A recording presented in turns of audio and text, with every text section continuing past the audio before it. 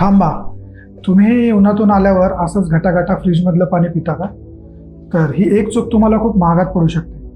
हेच कारण आहे की ज्यामुळे तुम्हाला उन्हाळ्यामध्ये सनस्ट्रोक, मायग्रेन आणि इंडायजेशनचे अनेक त्रास होतात आणि तुम्हाला हॉस्पिटलच्या चक्रा मारायला लागतात. नमस्कार, मी doctor Rishikesh Bhujbal, consulting homeopath, Viman Nagar, Pune. काल क्लिनिकमध्ये एक पेशंट आला होता, अजय.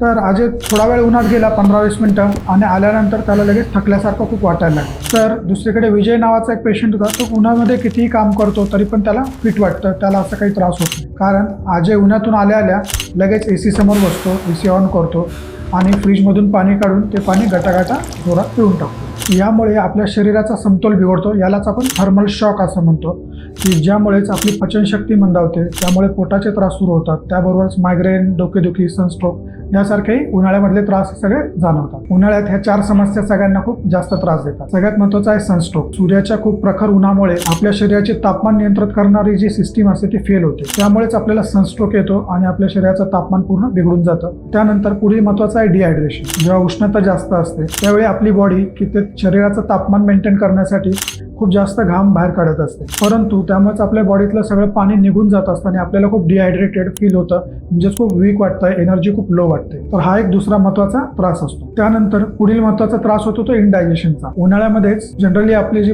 जठराग्नी जी आहे ते मंदावलेला असतो आणि त्यात आपण गार पाणी जास्त पितो, ती पाचक शक्ती अजून मंद करतो. त्यामुळे थोडं जरी खाल्लं तरी गॅसेस, ऍसिडिटी यासारखे त्रास जाणवतात. यामध्ये चौथी महत्त्वाची समस्या ही आपल्या हेअर आणि स्किनमध्ये जाणवते. केसांमध्ये खूप घाम येतो, त्यामुळे तो घाम डोक्यामध्ये राहिल्यामुळे तिथे बॅक्टेरियाज वाढतात आणि आपल्याला डॅन्ड्रफ वगैरे हे सगळं उन्हाळ्यामध्ये जास्त वाढतं.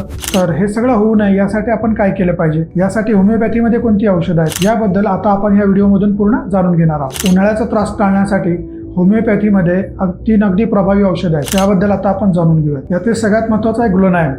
जर तुम्ही उन्हात जाऊन आला आणि तुमचं डोकं ठणकायला लागलं तर त्यासाठी ग्लोनायम हे औषध एक वरदानच आहे. त्यानंतर पुढील महत्त्वाचं औषध आहे बेलाडोना. जर तुम्ही उन्हात जाऊन आले, तुमचा चेहरा, स्किन लाल झाली, आग व्हायला लागली आणि खूप उष्णता वाटायला लागली बॉडीमध्ये, त्यावेळी बेलाडोना हे औषध आपल्याला उपयोगी पडतं. त्यानंतर तिसरं महत्त्वाचं औषध आहे नॅट्रमबूर.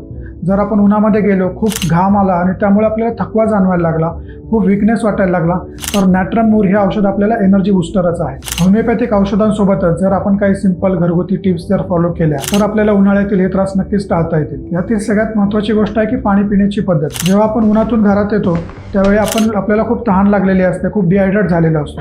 त्यामुळे आपण घाईघाईने फ्रीजमधून पाणी काढून आणि ते गटागटा खूप घाईघाईने पीत बसतो, परंतु हे पिल्यानेच आपल्या शरीराला सगळ्यात जास्त नुकसान होतं. त्यासाठीच आपण जेव्हा उन्हातून घरात येतो किंवा थांबतो त्यावेळी आधी 5 ते 10 मिनिटं थांबायला पाहिजे. बॉडीचं टेम्परेचर परत थोडंसं नॉर्मल कमी होऊन दिलं पाहिजे आणि मग आपण हळूहळू पाणी प्यायलं पाहिजे. यासोबतच उन्हाळ्यामध्ये बाहेर जाताना आपण बॉडी कव्हर केली पाहिजे. सनकोट असेल, गॉगल असेल, हॅट असेल किंवा कॅप, या सगळ्या गोष्टींचा आपण वापर केला पाहिजे आणि सनस्क्रीनही नक्कीच वापरलं पाहिजे. उन्हाळ्यामध्ये आपलं हायड्रेशन मेंटेन करण्यासाठी 2.5 ते 3 लिटर पाणी पिलंच पाहिजे. यासोबतच जर आपण सीझनल फ्रुट्स जे येतात, जसं कलिंगड आहे, काकडी आहे, ग्रेप्स आहेत, द्राक्ष आहेत, त्याच्यामध्ये पाण्याचं कंटेंट हे जास्त असतं, तर याच सीझनल फ्रुटचा आपल्याला आपल्या शरीरातील पाण्याचं प्रमाण मेंटेन ठेवण्यासाठी नक्कीच उपयोग होईल. उन्हाळ्यामध्ये शरीर लवकर थकतं, त्यामुळेच त्याला झोपेची तेवढीच गरज असते. उन्हाळ्यामध्ये आपली 7 ते 8 तास झोप नक्कीच झाली पाहिजे, याकडेही लक्ष द्या. उन्हाळ्यामध्ये आपली लाईफस्टाईल कशी ठेवली पाहिजे आणि काय खाल्लं पाहिजे, काय नाही खाल्लं पाहिजे हे आता आपण बघितलं. तर याला जोडून मी आता तुमच्यासाठी एक खास प्रो टिप सांगत आहे.